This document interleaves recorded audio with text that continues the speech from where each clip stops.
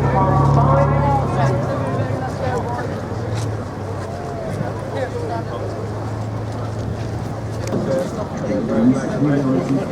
have a new command now. Air tattoo sales outlet.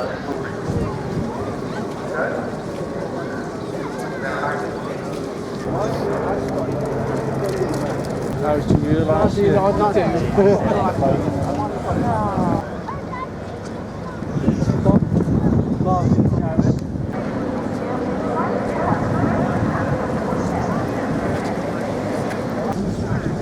The German Navy is another remaining European operator of the type.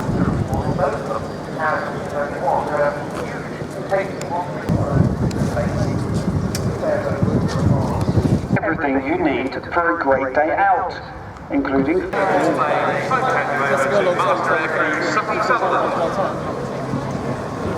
Good morning, ladies and gentlemen.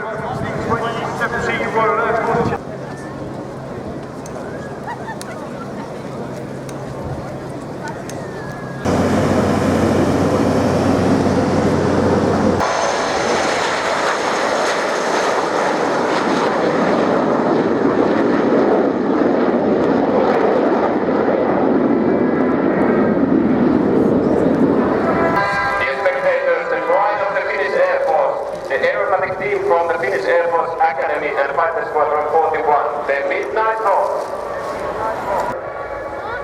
Thank you for everyone.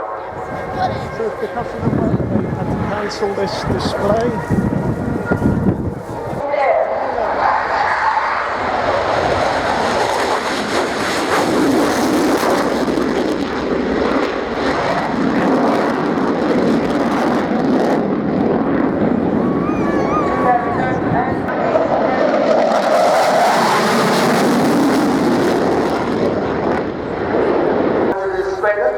not more than 2,500 hours for about 50 different aircraft.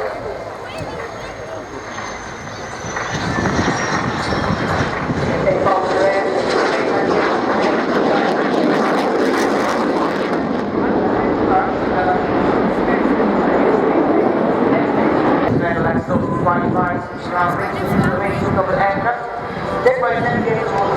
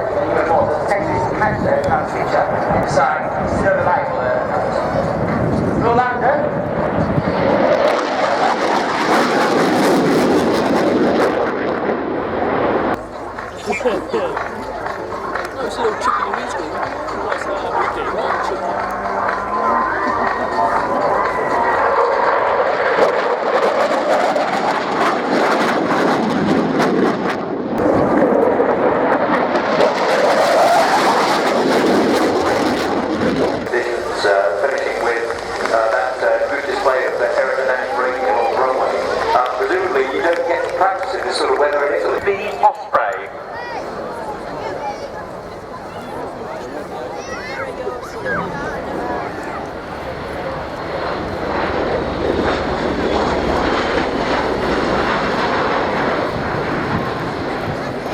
Great range of speeds that this aircraft can fly at during this very impressive display.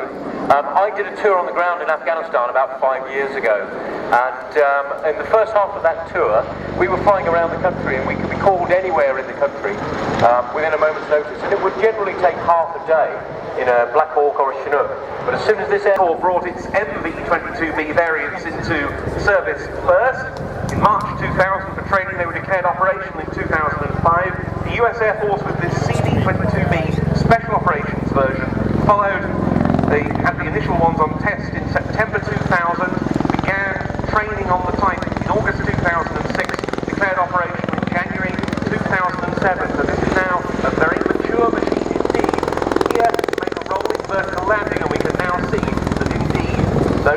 nacelles have transitioned.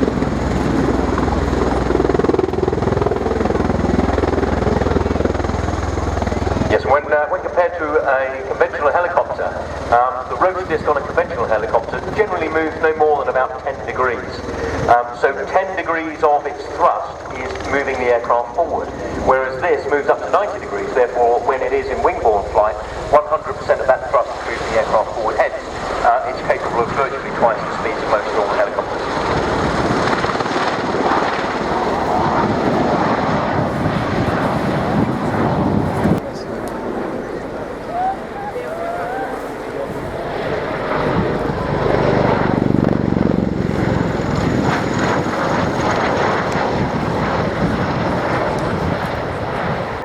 Transit at very high speeds to pick up the casualties, to get them back to places such as Bastion within what we call the golden hour, which is critical for the preservation of life for injured soldiers.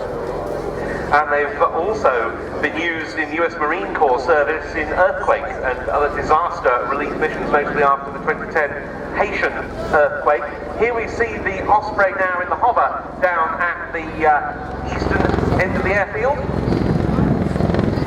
This aircraft from the 7th Special Operations Squadron, part of the 352nd Special Operations Wing, stationed at RAF Mildenhall in Suffolk, and it's given that unit back its vertical lift capability that it had lost with the retirement of the very successful Sikorsky MH-53 paid-low helicopters that it operated prior to that.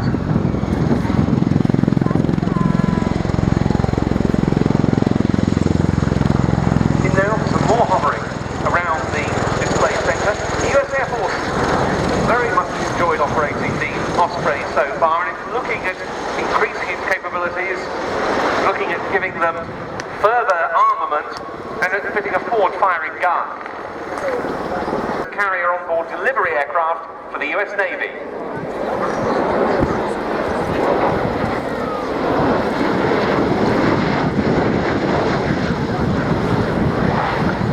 So there, the final pass by the CD-22B Osprey, Hawker Hurricane 2C, 3 Supermarine Spitfires, and the Avro Lancaster 1.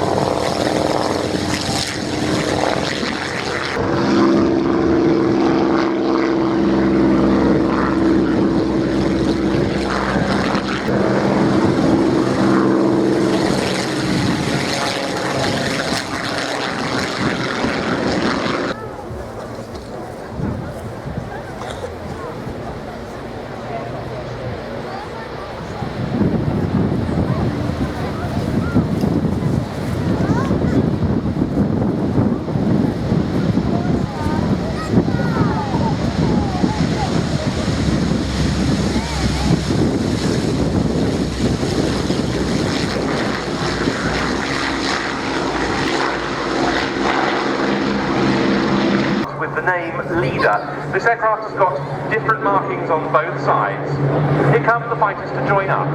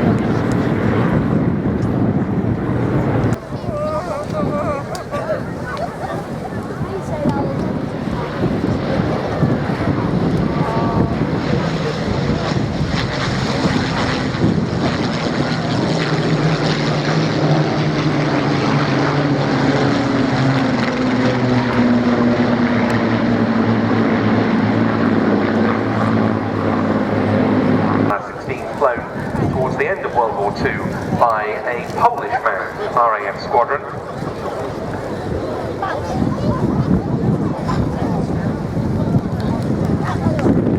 Then we have, as the third Spitfire in the formation, 7350, and that's of the Hurricane that we had in today's display, LF363, have both been given their own new dual markings for the 2017 Battle of Britain Memorial Flight anniversary season. The decision having been taken to, on different sides of those of whom, of course, numbers are dwindling. The Spitfire on one side has the number 92 squadron markings of an aircraft flown during the battle by squadron leader Geoffrey Wellham, EFC. On the other side, the Spitfire has been marked up as a number 19 squadron example, that the aircraft flown by Wing Commander Tom Neal during the Battle of Britain with number 249 squadron. The other side, the number 501 squadron code letters of the aircraft flown by Paul Farnes.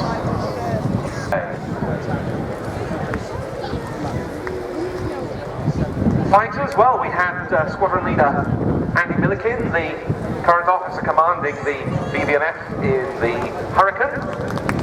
Squadron leader Mark Discon, the officer commanding designate, was in the Mark II Spitfire. Flight Lieutenant Anthony Parkinson, the operations officer. Indeed, this, as Mark mentioned, displayed for us today by Airbus Defence and Space, its manufacturer, the Airbus A400M.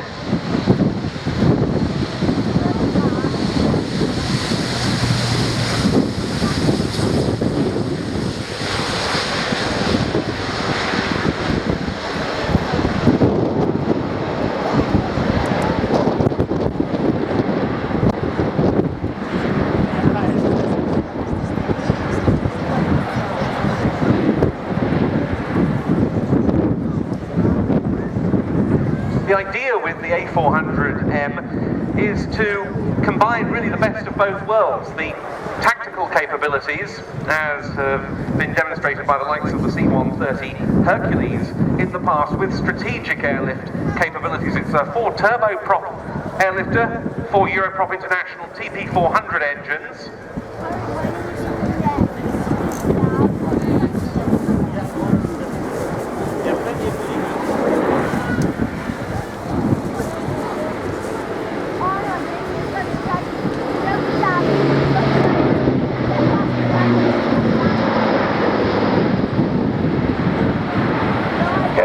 You need to remember that although this display has been put together to give you very... Yes, there's a lot of tactical relevance in this display. That steep turn from takeoff is the sort of thing that you might use on some operational missions.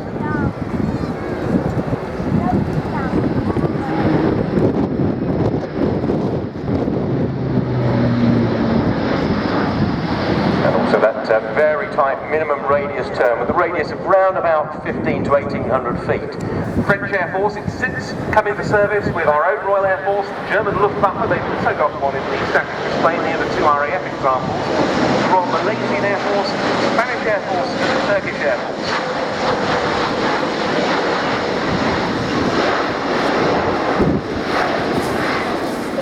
Mali, which has involved flying from unprepared dirt airstrips.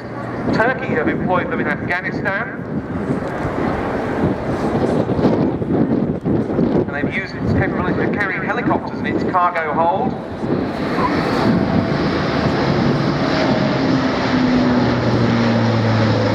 On one occasion, the Turkish Air Force has flown 2 Bell UH-1 Huey helicopters in an A400M. On another, a Sikorsky Black Hawk.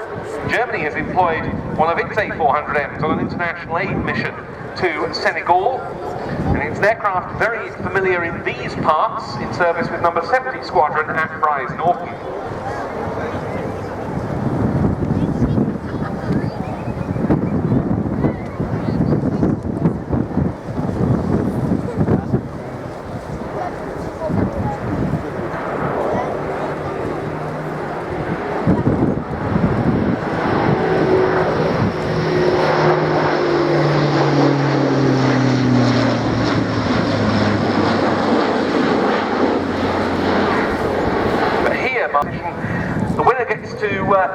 expenses paid trip to the Airbus plant in Seville, and it's open to amateur and professional photographers alike. If you'd like to enter, details are at www.a400m-photocompetition.com.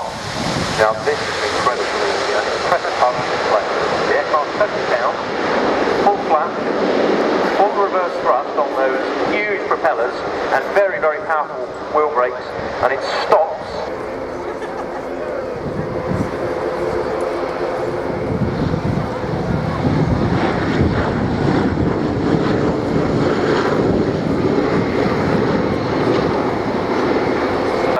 On its early B-17s. The first flying fortress raid by the 8th Air Force was made by the 97th Bomb Group stationed at Polbrook in Northamptonshire, escorted by Royal Air Force Spitfires to the marshalling yards of the railroads at Rouen in France in August 75 years ago this year.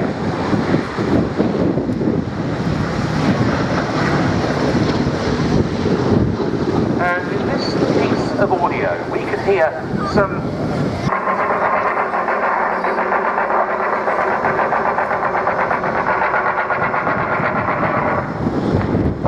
the bombardier shots.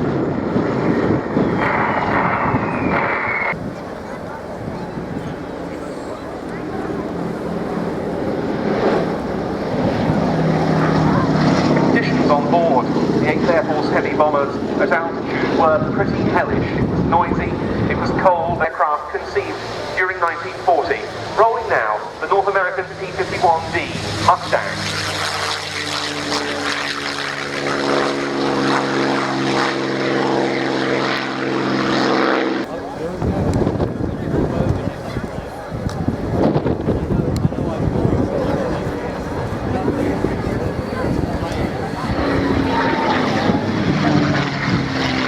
One of its priorities, given the Battle of Britain that was raged, Kraft itself went to see the relatively young company North American Aviation.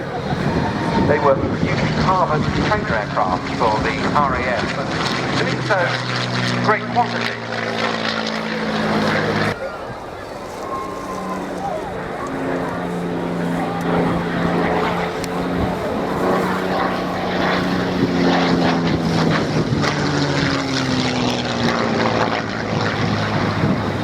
Were outstanding. Thus was born the Merlin Mustang.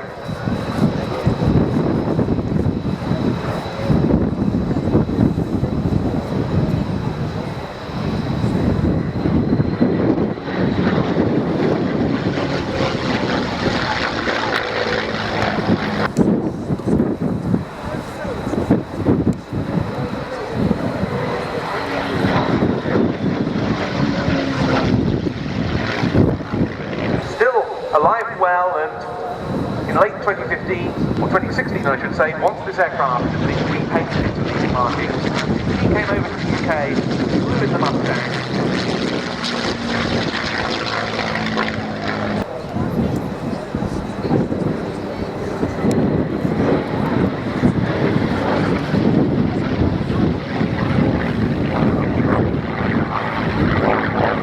With US Air National Guard units well into the 1950s. Final pass for this P-51D as brake to land.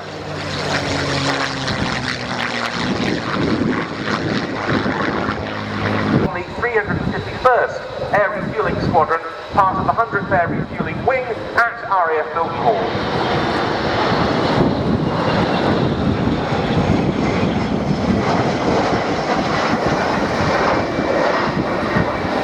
Famous D in a square emblem, recalling the unit's heritage as the 100th Bomb Group flying B-17s from the UK during World War II.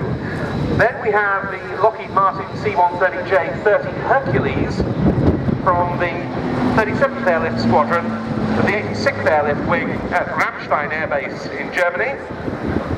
The Pratt & Whitney J57 engines now replaced by much more fuel-efficient CFM56 turbofans. Now we have our 3 Eagles, a pair of F-15Cs and a single F-15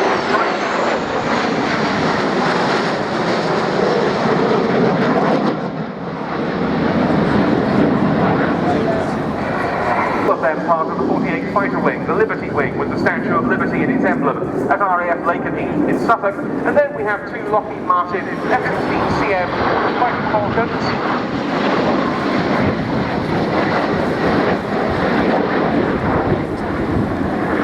For increased range, Strike Eagle's first flight was in December 1986, and deliveries to the US Air Force began a couple of years later. Here come the F-15Cs of the Grim Reapers once more.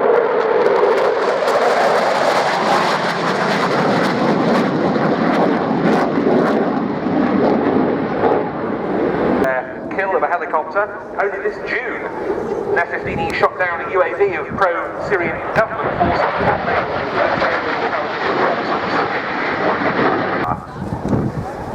Yeah, in particular in World War II, when there were a number of Americans that were flying with the Royal Air Force.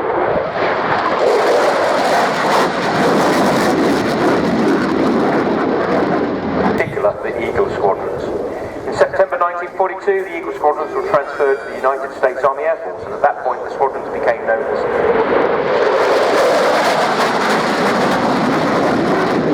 Cygnus Squadrons. All three squadrons share a privileged, almost unbroken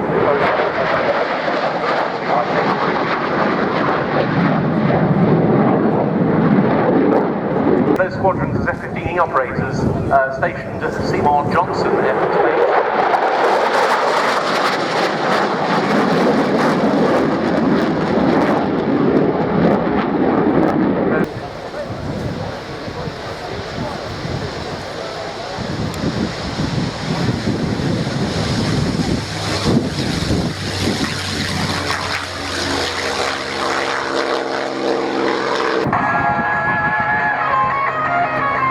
Ladies and gentlemen, we're getting a quick weather check from the Mustang. See the P-51D Mustang giving us a couple of passes.